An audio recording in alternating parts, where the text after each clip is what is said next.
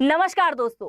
America ने भारत को दबाने की हर प्रकार की कोशिश करी पर वो कामयाब ना हो सका, जिसके चलते आप सभी जानते हैं कि अभी कुछ समय पहले ऑपरेशन सिंदूर को लेकर हमारी सदन के अंदर चर्चा हुई और चर्चा के दौरान भारत ने इस बात को क्लियर कह दिया कि सीज फायर भारत की मर्जी से हुआ, क्योंकि भारत का जो उद्देश्य था वो पूरा हो चुका था और उसके बाद में भारत ने इस युद्ध को रोक दिया। इसमें किसी तीसरे देश का इन्वॉल्वमेंट नहीं था। कुल मिलाकर इस सीज फायर के ऐलान के लिए भारत ने किसी प्रकार का क्रेडिट अमेरिका को नहीं दिया और बस ये बात जैसे ही अमेरिका को पता चली, उनके पेट में बड़ा खतरनाक दर्द होना शुरू हो गया, जिसके चलते दूसरे ही दिन एक न्यूज निकल के आई जिसमें बताया गया कि अमेरिका भारत के ऊपर 25% टैरिफ लगा रहा है। और इसका रीजन जरा सुनिए। 25% जो टैरिफ लगा है उसके पीछे का रीजन दिया है अमेरिका ने कि भारत रशिया से कई ज्यादा मात्रा में तेल और गैस का आयात कर रहा है और बड़ा मुनाफा कमाते हुए भारत के अंदर व्यापार कर रहा है, और वो जो पैसा रशिया को दे रहा है वो रशिया उन पैसों का इस्तेमाल यूक्रेन युद्ध में कर रहा है, जिसमें लाखों लोगों की जान जा रही है। आप देखिए, इस प्रकार का स्टेटमेंट है।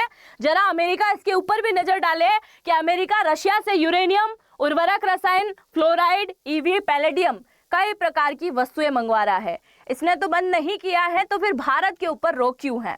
आज के इस वीडियो में मैं आपको बताने वाली हूं कि अगर अमेरिका का इसी प्रकार का रवैया रहा तो भारत को कितना नुकसान होगा। अगर इसी प्रकार का रवैया रहा तो भारत और चाइना के रिश्ते में बड़ा सुधार आने वाला है और कितना कितना नुकसान दोनों देशों को होगा। और यहाँ पर भारत के किसानों का नुकसान हो सकता था पर उसे भारत ने बचा लिया है, इसके बारे में भी जानेंगे। मेरा नाम है अंजलि और मैं आप सभी का स्वागत करती हूं एग्जाम नारी के यूट्यूब प्लेटफॉर्म पर। आप जरा यहां पर नजर डालिए।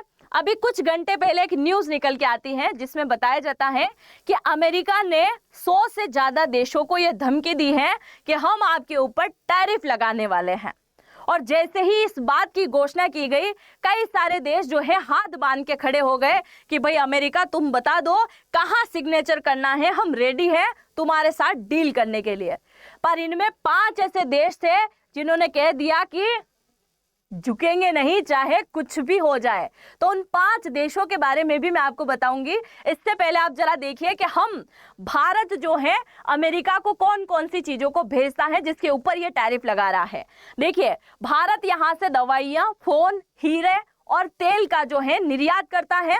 आयात की अगर हम बात करें तो कच्चा तेल, पेट्रोलियम, कोयला, हीरा और विमान, इसके साथ ही अंतरिक्ष यान के पुर्जे हम मंगवाते हैं। और अगर ये 25% टैरिफ लग के रह गया और ये व्यापार चलता रहा तो आने वाले टाइम में भारत को 61,000 करोड़ का नुकसान यहाँ पर होने वाला है। अब आप यहाँ पर जरा देखिए, जो ब्रिक्स के देश हैं, ब्रिक्स में प्रमुख रूप से पहले 5 देश हुआ करते थे, बाद में 6 देश और ऐड हो गए और जो टोटल हो गए थे 11। उनमें से अर्जेंटीना के अंदर जैसे ही सरकार बदली ये वापस से कूद गया। अभी वर्तमान में जो है 10 सदस्य इसके रह गए। इसमें से एक आता है ब्राजील, एक आता है रशिया, इंडिया, चाइना और साउथ अफ्रीका। ये सारे जो देश मैंने आपको यहाँ पे बताए हैं ना, इन देशों ने जो है झुकना स्वीकार ही नहीं किया। इन्होंने बोला चाहे कितना भी टैरिफ लगा दो, 25 की जगह 50 और 50 की जगह अगर 75% टैरिफ भी लग जाए तो। अब ये टैरिफ वॉर जो है अमेरिका के द्वारा खेला जा रहा था और अब अमेरिकी राष्ट्रपति डोनाल्ड ट्रंप के साथ ही खेला होने वाला है, क्योंकि अभी हाल ही में अमेरिका की जो कोर्ट है उनके द्वारा अमेरिकी राष्ट्रपति डोनाल्ड ट्रंप को एक बुरी तरीके से फटकार लगाई गई है। फटकार में उनसे कहा गया कि भाई आप जो रेसिप्रोकल टैरिफ लगा रहे हैं हर एक देशों के ऊपर, ये हक आपका नहीं है। और अगर आपको किसी प्रकार का टैरिफ लगाना है किसी देश के ऊपर तो ये काम अमेरिकी संसद का है, इसलिए आप इस बात को संसद के अंदर रखिए, अकेले ही अलग प्रकार से फैसला मत कीजिए। और अगर इससे रिलेटेड आप और भी जानकारी चाहते हैं तो आप सुप्रीम कोर्ट का दरवाजा खटखटाइए जो अमेरिका के अंदर मौजूद है। यानी कि अब हो सकता है कि ये टैरिफ का खेल जो है कुछ ही समय में वापस से इनको बंद करना पड़े। अब आप यहाँ पर देखिए, भारत सरकार ने एक जो बहुत बड़ा फैसला लिया है जिससे मुझे भी बड़ा प्राउड फील हुआ है। अगर आपको अच्छा लगा है तो आप जरूर से लिखिएगा, क्योंकि अमेरिका क्या चाहता था कि भारत के डेयरी और एग्रीकल्चर के जो उद्योग हैं उसके अंदर एंट्री करना चाहता था। अब एंट्री कैसे? अमेरिका बार बार भारत के ऊपर इस प्रकार का दबाव बना रहा था कि आप हमसे आयात कीजिए, किसका, डेयरी प्रोडक्ट का। यानी कि आप यहाँ पर देख सकते हैं बटर हो गया है, दही हो गया है, मक्खन वगैरह जितनी भी चीजें आती हैं डेयरी प्रोडक्ट के अंदर, उन सभी चीजों को आप कहाँ से मंगवाइए, अमेरिका से मंगवाइए। और वो एग्रीकल्चर के अंदर भी घुसना चाह रहा था, जिसके लिए भारत ने पूरी तरीके से मना कर दिया, क्योंकि भारत का जीडीपी जो है उसका 2/3 हिस्सा किससे आता है, एग्रीकल्चर और डेयरी से ही आता है।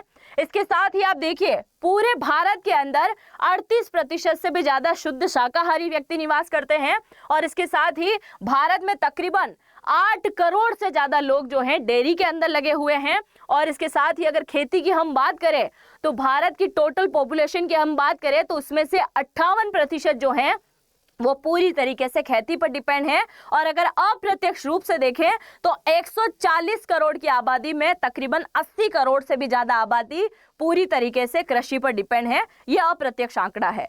अब आप जरा यहां पर देखिए, अगर अमेरिका के प्रोडक्ट भारत में इंटर कर जाते हैं तो इसका सीधा असर भारत की इकोनॉमिक पे भी पड़ता, और दूसरा असर जो डेयरी के अंदर काम कर रहे हैं उन युवाओं के ऊपर भी पड़ता, और जो लोग खेती पर डिपेंड हैं, क्योंकि 58% लोग खेती पर डिपेंड हैं, एक बहुत बड़ी बेरोजगारी यहां पर देखने को मिलती है।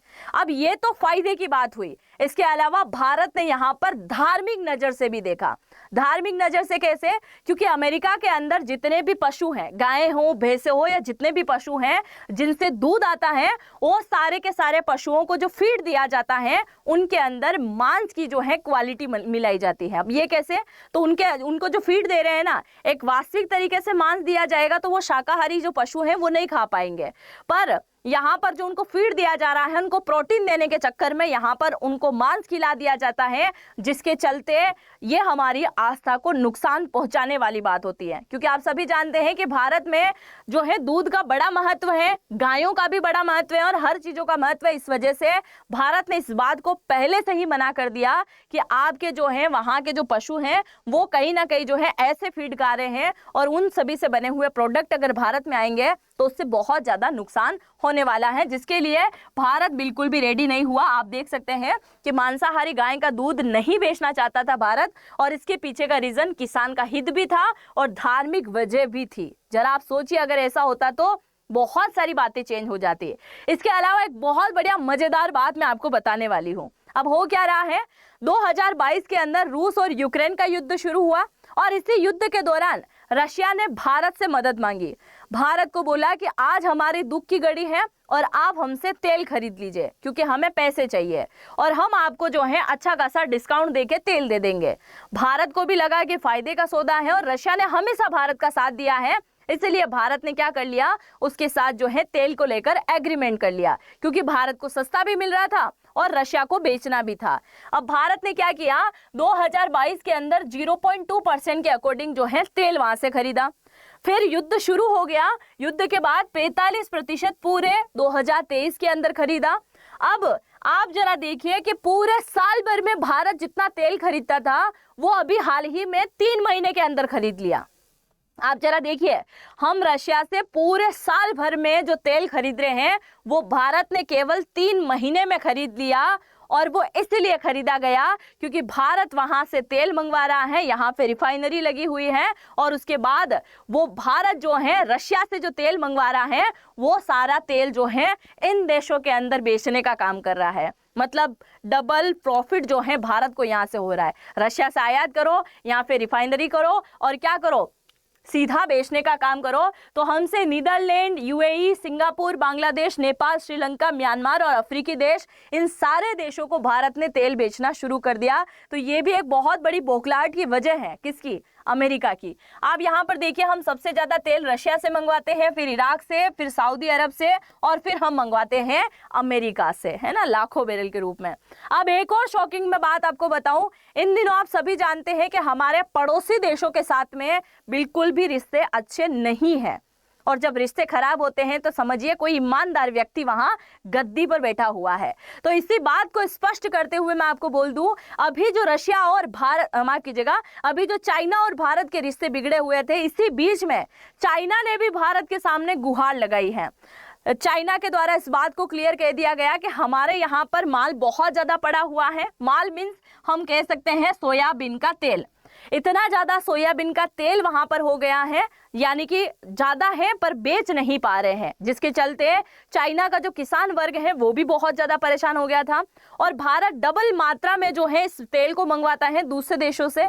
तो दो देशों से जब वो मंगवा रहा था, ब्राज़ील से मंगवा रहा था और एक अफ्रीकी देश से मंगवा रहा था, तो वहाँ पैसे ज़्यादा देने पड़ रहे थे और यहाँ चाइना सामने से आकर बोल रहा है। इसीलिए भारत ने क्या किया, अभी हाल ही में चाइना के साथ में समझौता किया। और ये अभी की न्यूज़ है, ये आप देख सकते हैं 30 तारीख की, जुलाई की न्यूज़ है, 30 जुलाई की, जिसमें क्या हुआ, चीन ने जो है हमको 1.5 लाख टन सोयाबीन का तेल दिया है और इस तेल की डील भी हो चुकी है और ये तेल भारत के अंदर भी आ रहा है। आप जरा सोचिए कि अगर ऐसा ही चलता रहा तो भारत उन आस पड़ोस के देशों से फिर से व्यापार करना शुरू हो जाएगा जिनके साथ में कहीं ना कहीं रिश्ते बिगड़े हुए थे। तो इसको चाइना को जरूरत थी कि ये बेचे और हमें भी जरूरत थी कि कम पैसों में मिल जाए, तो भारत ने क्या किया, वहां से भी मंगवा दिया। इसके साथ ही अमेरिका बार बार कई प्रकार के इल्जाम लगा चुका है। तो इसी बात पर जो है बयान दिया है विदेश मंत्रालय के जो प्रवक्ता हैं, इनका नाम है रणधीर जायसवाल। इनके द्वारा कहा गया कि यूक्रेन और रशिया का युद्ध जब शुरू हुआ तो अमेरिका बोल रहा था कि भारत को रशिया से तेल खरीदना चाहिए। वो इसलिए खरीदना चाहिए ताकि ग्लोबल ऑयल मार्केट जो है वो बैलेंस में बना रहे। देखो, खुद ने ही आगे होके बोला कि आप क्या करो, तेल खरीद लो। उसके बाद सुनो जरा, भारत ने रूस से तेल खरीदना शुरू किया ताकि लोगों को सस्ते दामों पर तेल दे सके और भारत ने रूस से तेल खरीदा क्योंकि देश को इसकी जरूरत भी थी। कुल मिलाकर ये हर बार पलट जाता है, पलटू चाचा बन चुका है कुल मिलाकर अमेरिका। इसके साथ ही आप देखिए, ये एक बहुत ही अच्छी खबर मैं आपको दे रही हूं। ट्रंप बोले कि ब्राजील के राष्ट्रपति मुझे कॉल करें, है ना। तो उसी पर ब्राजील के जो राष्ट्रपति हैं लूला डिसिल्वा, इनका जवाब आया कि अगर मैं बात करूंगा तो मैं पीएम मोदी से करूंगा, मैं तुमसे बात नहीं करूंगा क्योंकि तुमको दिलचस्पी नहीं है बात करने में। तो ये भी एक अच्छी खबर है कहीं ना कहीं कि ये बात कर रहे हैं। इसके साथ ही आप देखिए कि जो जेलेंस्की हैं, इनके द्वारा कई प्रकार के इल्जाम अभी लगाए जा रहे हैं, या फिर ये सच्चाई है, आप जरूर देखिएगा। हुआ क्या है, जेलेंस्की के द्वारा दावा किया गया है कि यूक्रेन युद्ध में रूसियों के साथ लड़ रहे हैं पाकिस्तानी जो कि भाड़े के सैनिक है। इससे पहले भी यूक्रेन ने इल्जाम लगाया था, इससे पहले आरोप लगाया था कि मॉस्को चीनी सैनिकों की भर्ती कर रहा है। हालांकि बीजिंग ने इस दावों का खंडन कर दिया था। इसके अलावा उन्होंने कहा था कि दावा किया गया उत्तर कोरिया ने कथित तौर पर रूस के कुर्स्क में क्षेत्र में अपने हजारों सैनिक भेज दिए। पहले देखिए, इनके द्वारा कहा गया कि उत्तर कोरिया के सैनिक आए, फिर इनके द्वारा कहा गया चीनी सैनिक आए, और अब ये कह रहे हैं कि पाकिस्तानी भाड़े के सैनिक यहाँ पर लाए गए। अरे आखिरकार यूक्रेन वाले चाहते क्या हैं। इसके साथ ही देखिए, यूक्रेन के द्वारा एक और दावा किया गया कि अभी हाल ही में जो 6000 ड्रोन भेजे थे रशिया ने, एक बहुत बड़ा अटैक किया है।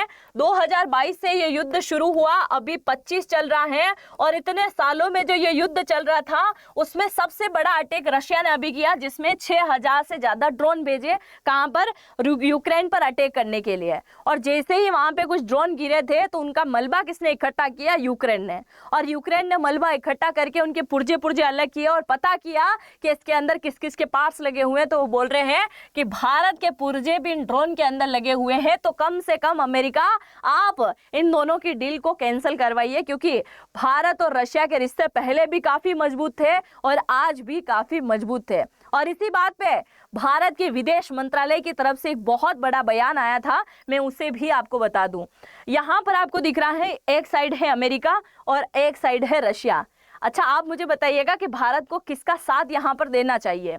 जरा सुनिए, अगर हम बात करें तो अमेरिका के साथ जो F-35 को लेकर जो डील होनी थी उसे पूरी तरीके से भारत ने कैंसिल कर दिया, और F-35 के मुकाबले हम रशिया से Su-57 लेने वाले हैं। ये बात तो एक डील की रही है। अब आप जरा यहाँ पर समझिए, भारत ने जब परमाणु परीक्षण किया था तो अमेरिका ने बड़ा जोरों शोरों से इसका विरोध किया, पर उस समय भी रशिया भारत के साथ खड़ा था, इसने एक बार भी विरोध नहीं किया। पहला अंतर। दूसरी अगर हम बात करें तो भारत पाकिस्तान के युद्ध के समय में रशिया ने हमें S-400 दिया, कई प्रकार के हथियार ऑलरेडी दिए। INS विक्रमादित्य हमारे पास, किलो कंपास सबमरीन हमारे पास में है, AK-203 जो कि नए प्रकार की एक राइफल है, उसका निर्माण अभी यूपी में हो रहा है, उसको भी रशिया की मदद से बनाया जा रहा है। भारत की ब्रह्मोस, उसको भी रशिया की मदद से बनाया गया, भारत और रशिया ने मिलकर बनाया है। इसके साथ ही अगर हम बात करें तो मिग-29, मिग-25, मिग-21 और ये सारे के सारे फाइटर जेट, और इसके साथ ही सुखोई, कितने फाइटर जेट है, अनगिनत है, जिसमें हमेशा रशिया ने भारत का साथ दिया है। और वहीं हम अमेरिका की बात करें तो कुल मिला के हम बोल सकते हैं कि अमेरिका जो है भारत का दोस्त है, पर रशिया भारत का भाई है। ये बात कहीं ना कहीं हम बोल सकते हैं, क्योंकि इन दोनों में बड़ा डिफरेंट है और भारत हमेशा इसका साथ चुनेगा।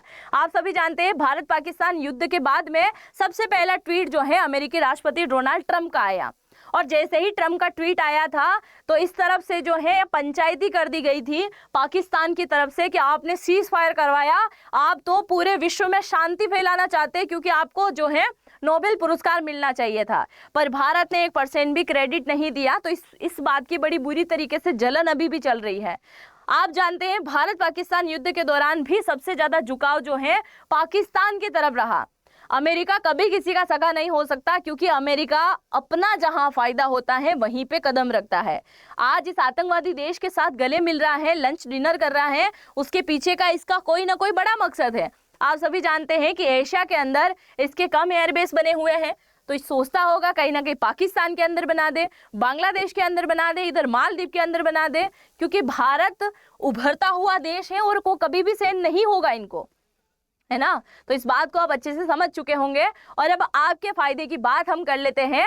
अगर आप नौकरी प्राप्त करना चाहते हैं किसी कंपनी के अंदर, और हम आपको यहाँ पर एआई सिखाकर नौकरी देने वाले हैं, ये आपको कहाँ मिलेगा, तो आपको कुछ नहीं करना है, इसी वीडियो के कमेंट सेक्शन में जाना है, और कमेंट सेक्शन में जाओगे तो पहला कमेंट मैंने पिन कर रखा है, उस पर जैसे ही टैप करोगे एक फॉर्म ओपन होगा कुछ इस प्रकार का। इस फॉर्म में अपना नाम, अपना फोन नंबर, ईमेल आईडी और यहाँ पर एक कोड आपको डालना है AN10, और इस फॉर्म को आपको क्या करना है, सबमिट करना है। उसके बाद आप मुझसे बात कर सकते हो, मैं सारी बातों को आपको यहाँ क्लियर कर दूंगी।